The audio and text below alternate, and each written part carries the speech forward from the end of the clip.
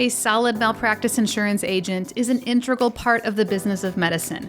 These industry experts can help you shop around, understand your coverage options, and manage your policy. They'll save you time and bring their expertise to help you make sure you've got the right policy at the best price. But what happens when things start to sour? Maybe your agent used to do a good job, but they're just not cutting it anymore. How do you fire your malpractice insurance agent? Well, today I'm going to give you the steps to untangle yourself from your current broker and how to switch to someone who can do a better job. Stay tuned.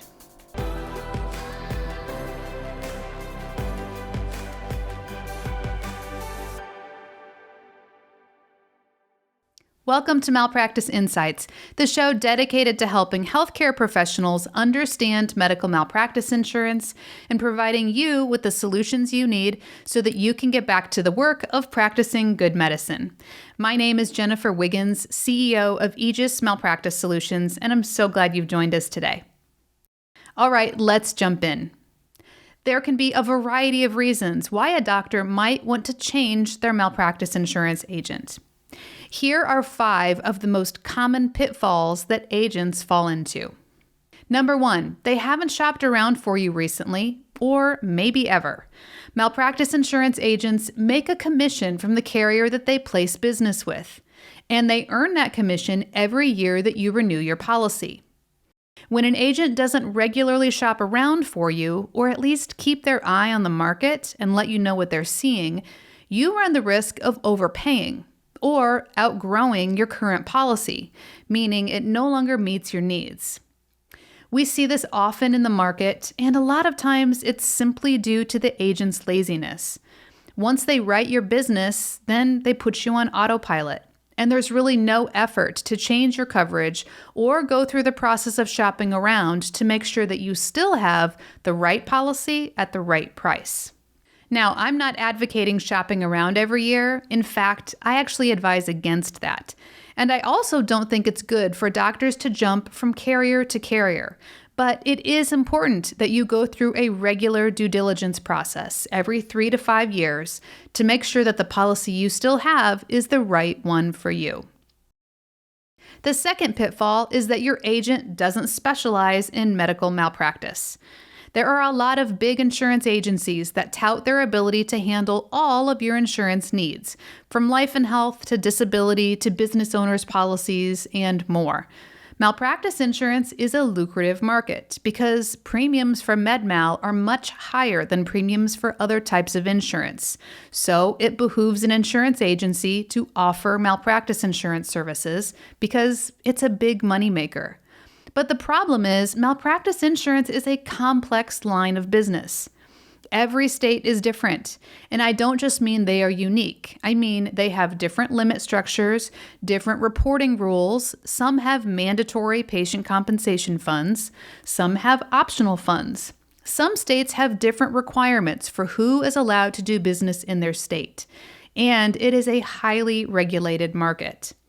Add on top of that the complexities of healthcare, the various types of policies, and the dozens of carriers that a doctor can choose from, and it is incredibly difficult for a jack-of-all-trades insurance agency to be proficient in all lines of business, especially medical malpractice.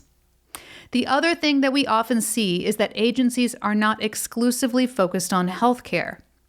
If your agent also handles the insurance for the local steel mill, the grocery store down the street, and the school district, then you need to question how much they really know about the business of medicine. It's incredibly important that your malpractice insurance agent understands healthcare and is an expert in MedMal. The third pitfall for agents is that they only have access to a few carriers. It's one thing for your agent to shop around for you, but if they're only appointed with 1 or 2 companies, that doesn't really help you. Malpractice insurance companies are very selective when they appoint agents to represent them in the market. You must go through a vetting process, showing your competency, your license, your knowledge, and your experience in the market, how much business you plan on writing with them, and it's also based on how many other agents the carrier already has working for them. Malpractice insurance carriers only want the best people representing them. So for that reason, not every agent can get access to every carrier. So what does that mean to you? Well, if your agent only has one or two carriers, how do you know that those are the best two options for you? How can you possibly do a comprehensive market review if you are only sampling a few companies? And are those the best two companies, or are they the worst two companies? If your malpractice insurance agent has a limited market, that means your options will be limited as well, which isn't ideal. Will you be able to find malpractice coverage? Sure. But will it be quality insurance at an affordable rate? Who knows? So for this reason, an agent with a limited market should be something that you try to avoid. Pitfall number 4 is that your agent isn't responsive. I can't tell you how many times I've talked to a doctor or a practice administrator, and they either don't know who their agent is, they've never met them, or they've never done anything but heard their voice. They've only gotten canned emails and traditional responses that come through the mail, and they just feel like they're on autopilot. Oftentimes, this will happen when a new practice administrator takes over for a group, and then the insurance coverage just continues to renew through the same agency year over year. Or sometimes it happens the opposite way, when an agent retires and then the account gets reassigned to someone else in the agency. Either way, if you don't have an agent that is giving you personal attention, then you have to question how well they really understand your risk. Let's be honest, nobody really wants to hear from their insurance agent any more than they need to, so there is definitely a delicate balance here. But it is incredibly important that your agent is handling your questions promptly. They should be knowledgeable and able to get you what you need fast, while also working with you proactively to ensure that your current coverage is still the right fit. And pitfall number 5 is that your agent isn't helping you with education and risk prevention. A malpractice insurance agent's job is much more than simply getting you set up with a policy. Good agents will also get you plugged in with risk management education, training for your staff, and they can help you onboard new providers by teaching them about the basics of medical malpractice. If your agent isn't offering you solutions and ensuring that you're taking advantage of all of the services offered by your malpractice carrier, then they're doing you a disservice. Not to mention the fact that you might be missing out on some additional premium savings, since most carriers offer you a credit for taking risk courses and reducing the likelihood of a claim.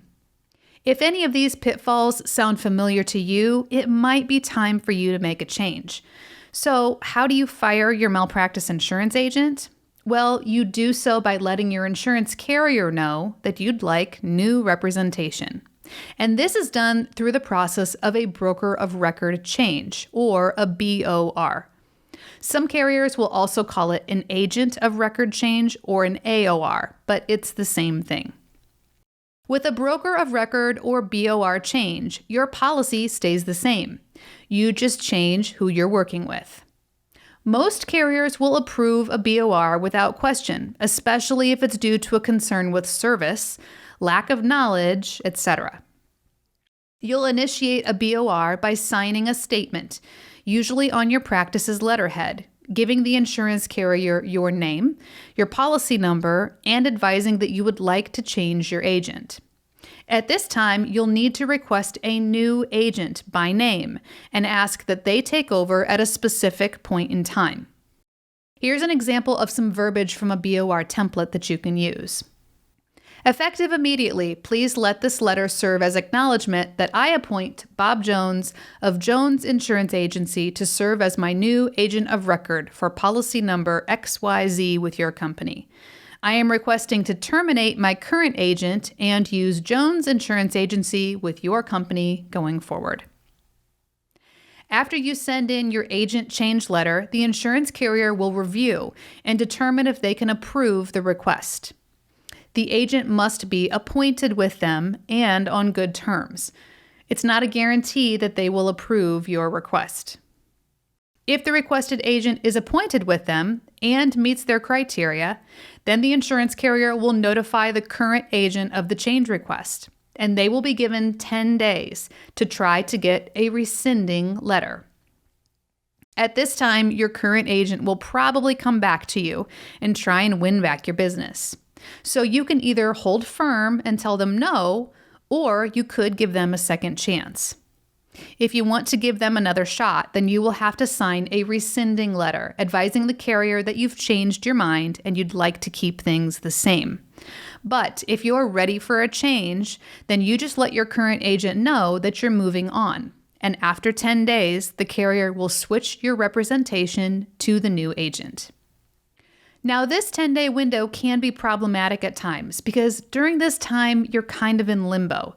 You can't start working with the new agent until the 10 days is up. So often doctors will ask the insurance carrier to waive the 10-day rescinding period, especially if you're eager to get quotes or you need to get moving on a renewal or coverage changes.